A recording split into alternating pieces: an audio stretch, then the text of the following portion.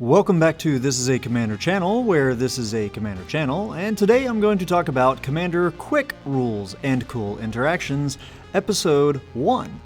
Today's episode is going to be the first in a series dedicated to those really common rules questions that many players have, but they aren't as complicated as the ones that I usually cover in the Tough Rules and Cool Interactions series that often gets really deep into the rules of Magic.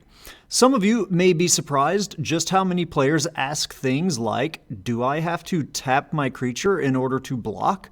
And for many experienced players, this seems like such an easy answer, but for new players, they only know this when they have someone tell them or correct them. And I hope that this Quick Rules series will be able to be that for them. So for this first episode in the series, I'm going to go over a very common mistake in thinking that destroying a creature or some other permanent that puts an activated ability or triggered ability onto the stack will stop that ability from happening. For example, a player is trying to gain control of your commander by using a triggered ability or an activated ability, like from one of these two creatures.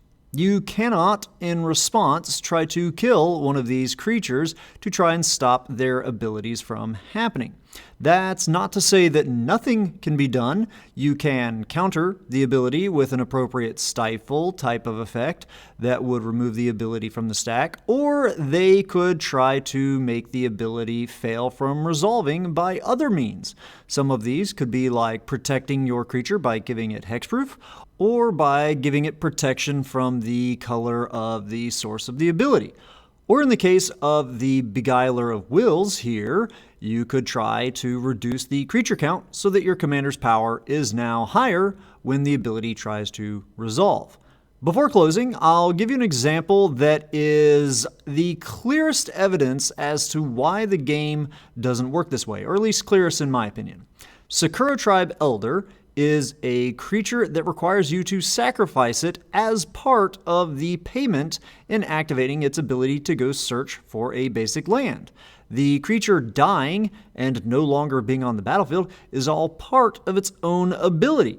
So if you ever encounter a player that thinks they can stop you from using your activated or triggered ability by killing your permanent that produced that ability, then just ask them if they think that Sakura Tribe Elder can't search for a basic land because it's died. Anyhow, that's all I've got for today's episode. As always, I hope that all of you have found this video to be entertaining at least, and I hope that maybe a few of you possibly learned something from the video in the crazy rules of this great game of Magic. Have a good one. Ta-ta.